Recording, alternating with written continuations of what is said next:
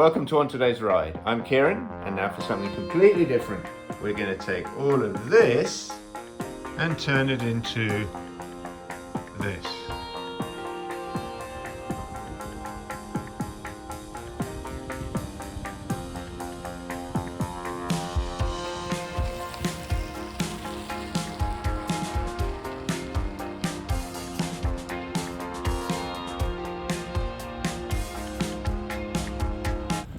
This week we're going to do something we haven't really done on the channel before.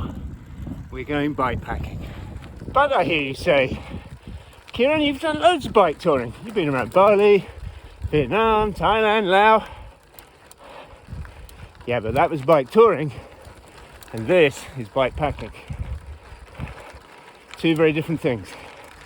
And if you want to learn about the difference, keep watching, as On Today's Ride goes all around Wales. Can't wait.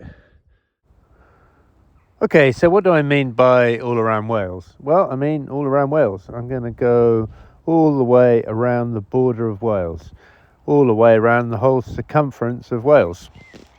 So I'm going to start at my hometown in Llangollen, follow the border down with England all the way to Chepstow, then along the south coast past the big cities of Swansea and Cardiff, around the lovely Gower Peninsula, and then start coming along the west coast past Aberystwyth, around the Llyn Peninsula. Then I've got a decision, depending on time, do I go all the way around the Isle of Anglesey and Ysmôn or not, and then along the north coast, and then all the way back, and then back to Llangollen. Okay, let's get our terminology sorted. So, bike packing, as distinct from bike touring, credit card touring as it's also known. Well, the credit card touring that I normally do, although it's actually with a debit card, but that's beside the point, means that I am taking very minimal gear and staying in hostels, hotels, cheap places and eating out. And I do it largely in cheap countries. I couldn't afford to do it here. I looked at hostels in the UK and it's 30 or 40 quid a night for a dorm. So that's credit card touring. Bike packing involves carrying everything you need to survive. So that means a sleeping system, and I'm on hammock and tarp, and a cooking system. And I've got my mini trangia, and I'll buy food and cook at the end of the day. So that's basically the difference between bike touring and bike packing. Okay, not far from home, just a few miles down the canal, and we have come to, and I kid you not, a UNESCO World Heritage Site, and that is what's called the Poncasalte Aqueduct.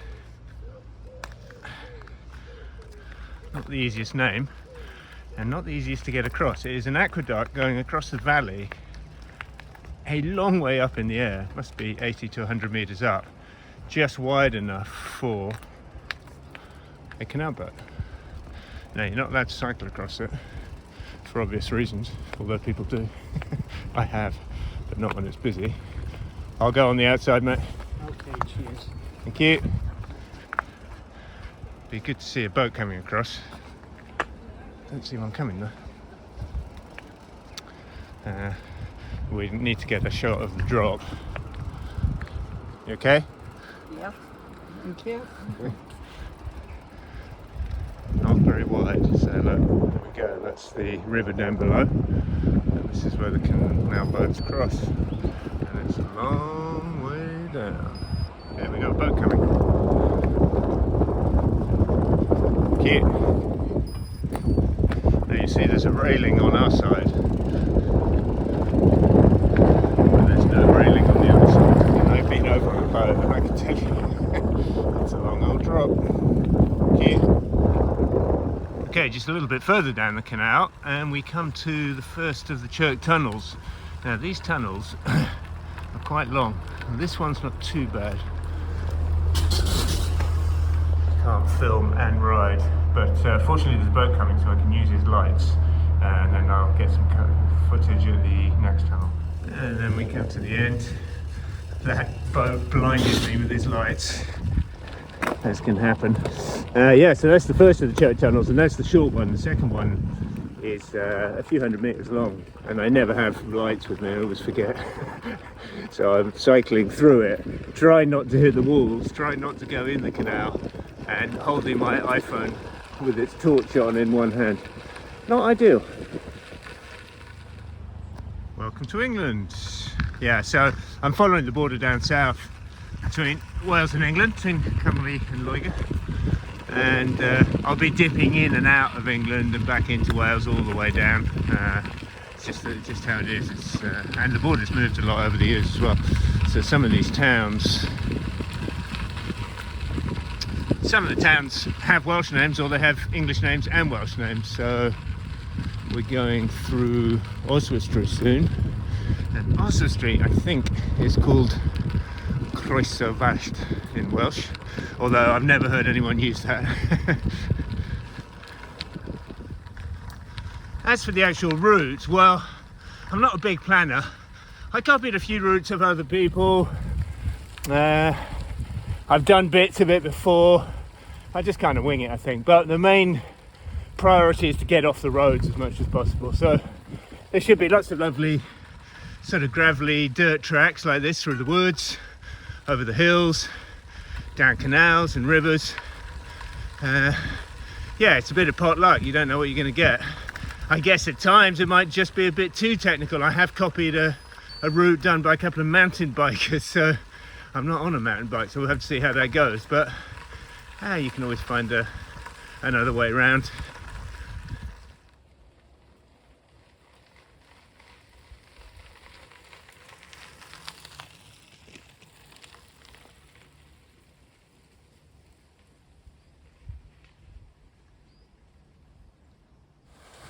Okay, I'm on the canal, so I've come across a nice little feature, which is a lock.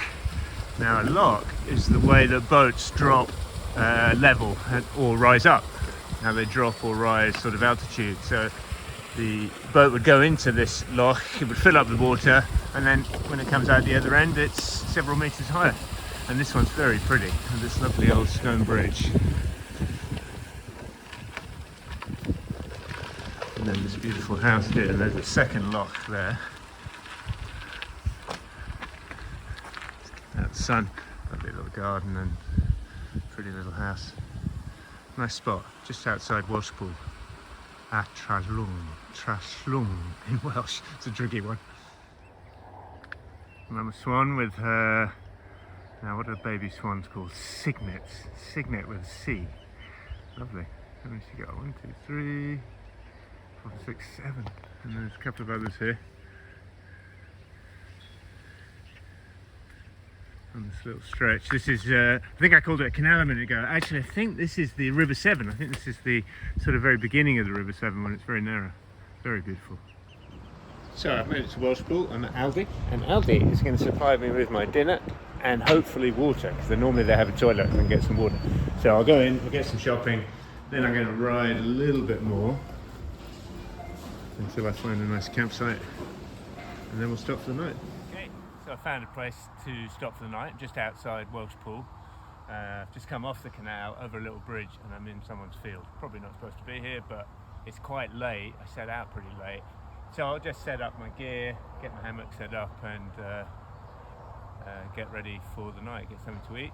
So I won't show you the whole process of putting the hammock up, but we can use just a little bit of magic. Just like that. And there we have it. Camp set up, got my hammock, got my tarp. Don't think it's going to rain, but it'll be good. Got my cooker, got some food. I'll get my bike undercover. I am right by the canal and the towpath, and there's a main road nearby, but it'll be a lot more riding to get away from it, so I'll just put up with that tonight. But pretty good. It's a little bit late because I started late, had a bit of a hiccup at the beginning. Maybe I'll talk more about that tomorrow, but I'll get some food on, get a beer open, get ready. Okay, I'm sitting in my hammock. This is the view from my hammock. This is me in my hammock. Sleeping bag, sleeping mat, that's for insulation. Got a little pillow even. And then I've got, very simple, a Trangia cooker. Runs off methylated spirits. I got a cheap spaghetti dish, mozzarella and pasta bake from Aldi, a couple of beers, and I got a bag of peanuts somewhere, so I'm pretty much sorted. I'll cook that up, drink the beers, and that'll be pretty much me done for the night. Okay, I'm in my hammock, I'm in my bed, and I'm pretty much ready for sleep. I'm pretty cooked. I've had me food, I've had my beers, and it's been a long day. I know it's still light out, but it is quite late. We're approaching the solstice in the UK, and it can stay light until late, and then it starts getting light quite early in the morning. Anyway, I'm ready for kip, so catch you soon.